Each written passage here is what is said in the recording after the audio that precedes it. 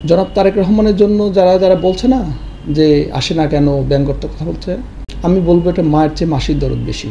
যার মা সেই বোঝে। জনাব তারেক রহমান কতখানি কান্দে সেটা আমরা খুব ভালোভাবে জানি। পরিকল্পিত ষড়যন্ত্রের জাল কি তারা বিছিয়ে রেখেছে যে তারেক রহমানের ফাঁদে পা দেবে? উনি বুক ফুলে আসবে। উনি বাংলাদেশের শীর্ষ নেতা। যখন আসবেন তখন আকাশে বাতাসে প্রতিধ্বনি হবে জনাব তারেক রহমান আসছে। এই সরকার কিন্তু খুব ভালোভাবে ট্যাকেল দিতে পারছে না। স্বাধীনতা যদি ধরে রাখতে হয় জনাব তারেক রহমানই ধরে রাখবেন, নতুন তারেক রহমান, যে তারেক রহমানকে আপনারা আগে দেখেননি। আমি আপনাকে দৃঢ় কণ্ঠে বলতে পারি জনাব তারেক রহমান কোনো দেশের পাসপোর্ট নেননি। উনি বাংলাদেশি আছেন। উনি কিভাবে আসবেন সেটা ওনার অবশ্যই তার মাথায় আছেন কিভাবে আসবেন, এবং দেখবেন শেষ মুহূর্তে সেটা প্রয়োগ করবেন উনি, এবং যেটা লিগ্যালি হবে, এবং উনি নির্বাচনে অংশগ্রহণ করবেন।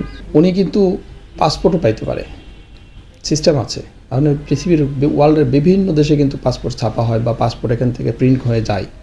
তো উনি অনেকে আবেদন করলে কিন্তু ওটা পায়, কিন্তু উনি আবেদনের পরিপ্রেক্ষিতে পাবে না দলীয় সিদ্ধান্তের উপরে পাবে না আমাদের সরকার উনি শুধু চাওয়া মাত্রই দেবে, এটা সরকারের ব্যাপার এবং ওনার ব্যাপার। তবে কোনো একটা গণতান্ত্রিক উপায়েই বৈধভাবেই, এবং আপনাকে আমি এটা ক্লিয়ার করতে চাই, উনি যখন আসবেন তখন আকাশে বাতাসে প্রতিধ্বনি হবে যেন তারেক রহমান আসছে। একটা পুরনো ফুটেজ দিছে, যে ফুটেজটাতে দেখা যাচ্ছে তার সহধর্মিণী এবং তার বাচ্চাটা সহ উনি কোথাও কোনো একটা এয়ারপোর্ট দিয়ে বাংলাদেশে আসছে। কেন বাবা, এই কেন আসবে?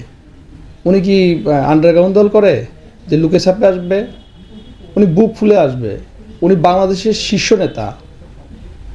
শীর্ষ নেতা এবং এক নাম্বার বেগম খালেদা জিয়ার পরে ওনার অবস্থান।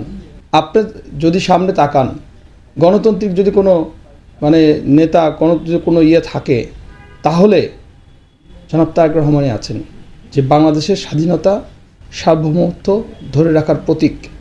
না, উনি এখন পর্যন্ত নিজের একটা দিয়েছেন, ওনার মা 3টা থেকে করছেন। আমাদের সম্মানিত বিএনপি চেয়ারপারসন, সাবেক 3বারের প্রধানমন্ত্রী বেগম খালেদা জিয়া 3টি আসন থেকে করবেন। আর উনি যেহেতু একটি আসন থেকে ঘোষণা দিয়েছেন, শেষ মুহূর্তে কি হবে জানি না, তবে এখন পর্যন্ত একটি আসনেরই ওনার আছে। জনাব তারেক রহমান বলেছি যে স্বাধীনতার প্রতীক। আপনার বাংলাদেশের স্বাধীনতা যদি ধরে রাখতে হয়, সমুন্নত রাখতে হয়, তাহলে জনাব তারেক রহমান বিকল্প নাই। দেখেন, জনাব তারেক রহমান আসবে আসবে আসবে আসবে এরকম করে করে কিন্তু অনেক উৎসাহ রটানো হচ্ছে, স্বাভাবিক কথা বলা হচ্ছে। যারা ইনোসেন্ট তাদের কিন্তু স্বাভাবিক কথা বলছে। ইনোসেন্ট কারা বলবো? যারা বাংলাদেশের সাধারণ জনগণ, তারা কিন্তু বুঝে না বুঝে বলছে যে হ্যাঁ তারেক রহমান আসা উচিত বা আসবে। আমি বলবো যারা খুব বেশি করতেছে, বাড়াবাড়ি করতেছে, যেন তার কেন আসে না, তার মা হচ্ছে ব্যঙ্গ করছে বা বিভিন্ন করছে, আমি তাদের উৎসে বলতে চাই, তাহলে কি কোনো পরিকল্পিত ষড়যন্ত্রের জাল কি তারা বিছিয়ে রেখেছে যে তারেক রহমান ফাঁদে পা দেবে? এত সহজ না। জনাব তারেক রহমান আগের তারেক রহমান না। জনাব তারেক রহমান অনেক পরিবর্তিত, অনেক বুদ্ধিমত্তার ভাবে আগামীতে ইনশাল্লাহ দেশ চালাবে। জনাব তারেক রহমান তাদের ফাঁদে পা দেবেন না। হয়তো আমি এটাও বলতে পারি, জনাব তারেক রহমান তাদের ফাঁদ পাতিয়ে যে তারা ডাকছে, এটাও তো বুঝে ফেলতে পারে। জনাব তারেক রহমান আসবেন ইনশাল্লাহ, আকাশে বাতাসে ধ্বনিত হয়ে উনি আসবেন।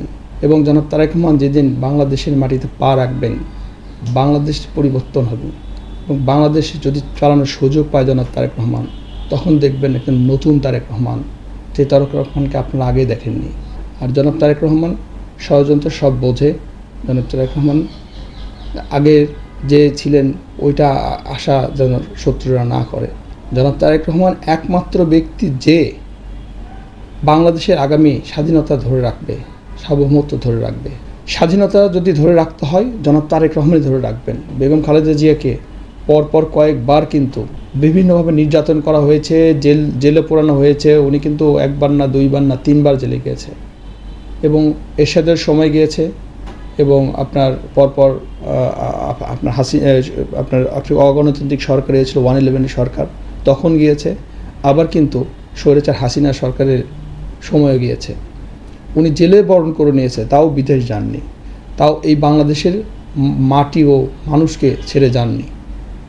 বেগম খালেদা কিন্তু একবার বলেছিল, নিজেই বলেছিল, এই মাটি আমার, এই দেশ আমার, এই দেশের মানুষ আমার, এই দেশ ছেড়ে আমি কোথাও যাব না, এই দেশের ঠিকানা আমার। স্বাধীনতা সার্বভৌমত্বের প্রতীক বেগম খালেদা জিয়া। সবাই যেন দোয়া করে সে যেন সেরে ওঠে এবং সুস্থ হয়ে আবার বাংলাদেশের মানুষের মধ্যে ফিরে আসে। বেগম খালেদা জিয়ার চিকিৎসার মতোই চলবে এবং দেশে যে সরকার পরিচালিত করছে, আমার মনে হয় একটি গণতান্ত্রিক সরকার খুব প্রয়োজন এই দেশে। কারণ এই সরকার কিন্তু খুব ভালোভাবে ট্যাকেল দিতে পারছে না। আপনারা খুব ভালোভাবে দেখছেন যে আনসারে বিদ্রোহ হচ্ছে, সচিবালয় ভাঙচুর হচ্ছে, মিছিল হচ্ছে। এখন এই সরকার যদি খুব ভালোভাবে চালাতে পারতো, নির্বাচন বিলম্ব হলে আমাদের কোনো ইয়ে চলে, কিন্তু দেশটা ভালোভাবে চলছে না। আপনি চতুর্দিকে দেখেন গার্মেন্টস সেক্টরে মারামারি, হই হাল্লা, আপনার প্রতিদিন মিছিল মিটিং এটা সেটা লেগেই আছে আপনার। এই জন্য আমরা চাচ্ছি বেগম খালেদা জিয়ার সাথে নির্বাচনের কোনো ইয়ে না করার জন্য। আমরা এটা বলবো, যদি বেগম খালেদা জিয়ার নির্বাচন অসুস্থতার জন্য যদি নির্বাচন পেছনের কোনো দাবি বা কোনো ইয়ে করা হয়, এটা আমি বলবো যে এটা মানে এটা কি বলবো, এটা সুযোগে সদ্ব্যবহারের মতো আর কি, যেটা আমি বলবো। এটা আসলে ওটার সাথে তো এটার কোনো ইয়ে নাই। আমার চিকিৎসা চলবে, নির্বাচনের মতো চলবে।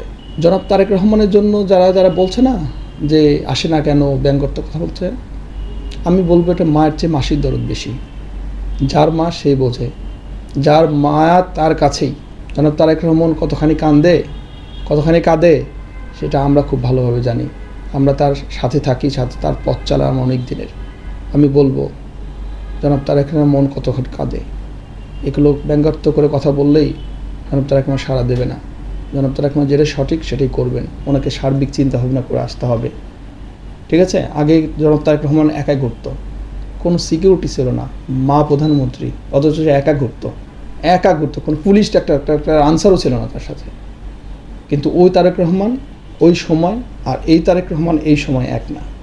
খুব ভেবেচিন্তে আসতে হবে, খুব ভেবেচিন্তে তাকে পথ চলতে হয়। বগুড়ার 2 আসনে আমাদের লোকাল একজন প্রার্থী আছেন, আপনারা জানেন। তারপরে আমাদের একটা জাতীয় নেতা আছেন ওখানে, যিনি ভিন্ন দল থেকে আমাদের ঐক্য জোটের একজন শীর্ষ নেতা। এখন এই দুজনের মধ্যেই কথাবার্তা চলছে। তবে কে যে পাবে এটা আমাদের সর্বোচ্চ মহল, জনাব যে আমাদের স্ট্যান্ডিং কমিটির মেম্বার এবং জনাব তারেক রহমান আমাদের অ্যাক্টিং চেয়ারম্যান, উনি ডিসাইড করবেন এটা আসলে কে পাবেন শেষ মুহূর্তে।